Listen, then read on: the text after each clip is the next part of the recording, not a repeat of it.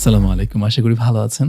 আচ্ছা বলুন তো গত কয়েকদিন বা কয়েক ঘন্টায় আপনি কি এমন কোনো অ্যাডভার্টাইজ দেখেছেন যে অ্যাডভার্টাইজে কোনো একটা সমস্যা নিমিষেই সলভ করে দেওয়ার আশ্বাস দেওয়া হচ্ছে? ১ ঘষাতেই তেল চর্বি পরিষ্কার, ২ মিনিটে নুডলস রেডি কিংবা ৩ সেকেন্ডেই হাত পরিষ্কার অথবা ৭ দিনেই রং ফর্সা হয়ে যাবে। এরকম অসংখ্য আশ্বাস দেখতে পাচ্ছেন না? বিলবোর্ডে, টিভিতে, রেডিওতে, ইউটিউবে বা ফেসবুকে আসা অ্যাডে কন্টিনিউয়াসলি বোমবার্ডেড হচ্ছি আমরা এরকম অ্যাডভার্টাইজ দিয়ে, এরকম আশ্বাস দিয়ে। এই আইডিয়াগুলো, এই অ্যাডভার্টাইজগুলো রিপিটেডলি দেখিয়ে আমাদেরকে যে কন্ডিশনিং করা হচ্ছে, সেই কন্ডিশনিং এর সাথে আমরা লাইফে যা চাই, আমাদের লাইফের যে সাকসেস, সেটার কি কোনো সম্পর্ক আছে? আমরা সবাই ফিজিক্যাল হেলথ হোক, রিলেশনশিপ হোক কিংবা আমাদের অর্থনৈতিক অবস্থার পরিবর্তন হোক, কিছু না কিছু কিন্তু অ্যাচিভ করার চেষ্টা করছি। অথবা কোথাও না কোথাও সাফার করছি, যে সাফারিং দূর করার চেষ্টা করছি। কিন্তু এই সাফারিং দূর করার কিংবা অ্যাচিভ করার যে প্রচেষ্টা, সেই প্রচেষ্টায় কোনো একটা চেঞ্জ এই ইনস্ট্যান্টলি রেজাল্ট এনে দেওয়ার যে কন্ডিশনিং, সেটাকে এনে দিচ্ছে। আগে যখন আমাদের এই ওভেন ছিল না, তখন আমরা খাবার কিভাবে গরম করতাম? কড়াইতে দেয়া লাগতো, তারপর নাড়া লাগতো, একটু সময় লাগতো, চুলা চালানো লাগতো। আর এখন কয়েক সেকেন্ডেই খাবার গরম হয়ে যায়, তাই না?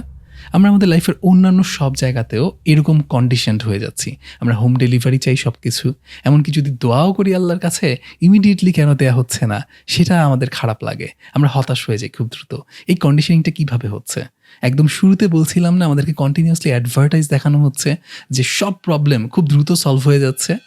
এইটা দিন শেষে আসলে জাস্ট সেল করার ফন্দি। রিয়েল লাইফে কিন্তু ব্যাপারটা সেভাবে ঘটে না। খেয়াল করে দেখুন, ওই যে ১ ঘষাতেই তেল চর্বি পরিষ্কার করার যে সাবান, সেই সাবানটা তৈরি করতে কিন্তু লম্বা সময় এফোর্ট দেয়া লেগেছে। লম্বা সময় তাদেরকে সেটাকে মার্কেট করতে হয়েছে, প্রোডাক্টাইজ করতে হয়েছে এবং তারপর তারা পে অফ পাওয়া শুরু করেছে। আর আমাদেরকে দিন শেষে শুধুমাত্র জাস্ট কনজিউমার বানিয়ে রাখতে চাওয়া হচ্ছে এবং কনজিউমাররা কিন্তু খুব বেশি পে অফ কখনো পায় না। একটু খেয়াল করলে দেখবেন, আমাদের যে মুভি ইন্ডাস্ট্রি, আমাদের যে গান, অ্যাডভার্টাইজ, এই সবকিছু দিয়ে আমাদের রিয়েলিটিকে ডিস্টর্টেড করে ফেলা হয়েছে কিন্তু। আমরা রিপিটেডলি দেখছি যে মুভিতে দেখানো হচ্ছে এক মুহূর্তে প্রেমে পড়ে যাচ্ছে, তারপর রিলেশনশিপ সারা জীবন ধরে ওই ফুলের মতো রয়ে যাচ্ছে। আসলে কি রিয়েল লাইফে তা হয়? ইন রিয়েলিটি কি আমরা সেটা পাই? বরঞ্চ রিয়েল লাইফে প্রত্যেকটা রিলেশনশিপের পেছনে অনেক বেশি এফোর্ট দেওয়া লাগে, অনেক বেশি ইনভেস্ট করা লাগে, অ্যান্ড দেন একটা সুন্দর সম্পর্ক থাকে এবং সেই সম্পর্কে আপস অ্যান্ড ডাউনস থাকে।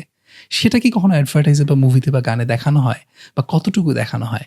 এই যে এক্সপেকটেশনের চেঞ্জ, এই যে কন্ডিশনিং, এটাই সেই মাইক্রোওয়েভ মেন্টালিটি। এক মুহূর্তে আমরা চাচ্ছি কোথাও একটা ইনভেস্ট করব, অনেক টাকা চলে আসবে। পরীক্ষার আগের রাতে শুধু পড়বো, সব পড়াশোনা হয়ে যাবে, পরীক্ষা অনেক ভালো করে ফেলবো। সেই জন্য আমরা শর্টকাট খুঁজি, সাজেশনস খুঁজি, তারপর প্রশ্ন খুঁজি। স্টার্ট আপ দিব, এক্সিট নিব, বড়লোক হয়ে যাব। কিংবা কয়েকদিন এক্সারসাইজ করব কিংবা কিটো ডায়েট করব, কয়েকদিনের মধ্যে ওজন কমিয়ে একদম ফিট হয়ে যাব। তো এই যে মেন্টালিটি, এক মুহূর্তে সবকিছু হয়ে যাবে, সেই মেন্টালিটি কিন্তু একদিনে তৈরি হয়নি। এবং ক্লাসিক্যাল যে মেন্টালিটি সাকসেসের, ক্লাসিক্যাল যে আইডিয়া ছিল, সেই আইডিয়া ছিল লম্বা সময় ধরে এফোর্ট দেওয়ার। কিন্তু আমাদের এই মেন্টালিটি এখন আর নাই। ফলশ্রুতিতে আমরা বারবার ওই বিক্রির ফাঁদে পা দিই কিংবা প্রতারণার ফাঁদে পা দিই। সো সেকেন্ড যে স্টেপ, সেই স্টেপে আমাদের এই যে মাইক্রোওয়েভ মেন্টালিটি, শর্টকাটে সব কিছু পাওয়ার মাইন্ডসেট, সেই মাইন্ডসেটটা থেকে বের হতে হবে এবং মনে রাখতে হবে আসলে সাকসেসের কোনো শর্টকাট নেই। এবং আমরা যাদেরকে ভাবি যে সে লাকি হয়েছে, সে তার অনেক সৌভাগ্য, সে সব কিছু পেয়েছে, ব্যাপারটা আসলে তা না। ড্যান হ্যারি এখানেও আরেকটা সুন্দর ইকুয়েশন দিয়েছেন। ইকুয়েশনটা এরকম যে preparation plus attitude plus opportunity plus action is equal to lakh. অর্থাৎ যেই মানুষগুলো লম্বা সময় ধরে এফোর্ট দিয়ে এসেছে, সে আসলে প্রিপেয়ার্ড থাকে এবং তার যদি একটা পজিটিভ মাইন্ডসেট থাকে, তাহলে সে অপরচুনিটিগুলো দেখতে পায়। আমাদের চারপাশে অপরচুনিটি সবসময়ই আছে, কিন্তু যারা রেডি না, প্রিপেয়ার্ড না, তারা অপরচুনিটি দেখতে পায় না। যারা অপরচুনিটি দেখতে পায় এবং প্রিপেয়ার্ড এবং তার মাইন্ডসেট আছে, দেন সে যদি অ্যাকশন নেয়, তারপর সে ওই অপরচুনিটির আউটকামটা পায়। সেই আউটকাম যারা পায় তাদেরকে আমরা ভাবি যে তারা অনেক লাকি। অ্যাকচুয়ালি লাক প্রিপারেশনের একটা রেজাল্ট। সো আমি যদি লম্বা সময় এফোর্ট দিতে পারি, ওই মাইক্রোওয়েভ মেন্টালিটি বা লটারি জেতার মাইন্ডসেট থেকে বের হতে পারি, তাহলে আমার পক্ষে কম্পাউন্ড ইফেক্টের যে পাওয়ার, সেটা হারনেস করার পসিবিলিটি তৈরি হবে ইনশাল্লাহ। আমরা যদি কম্পাউন্ড ইফেক্টের পাওয়ারে কনভিন্স থাকি এবং বুঝতে পারি মাইক্রোওয়েভ মেন্টালিটি আমাদেরকে কম্পাউন্ড ইফেক্টের পাওয়ার হারনেস করতে বাধা দিচ্ছে, তাহলে আমরা নেক্সট স্টেপে যেতে পারি। নেক্সট স্টেপ অর্থাৎ থার্ড স্টেপটা হচ্ছে 100% রেসপন্সিবিলিটি নেওয়া। এটার মানে কি?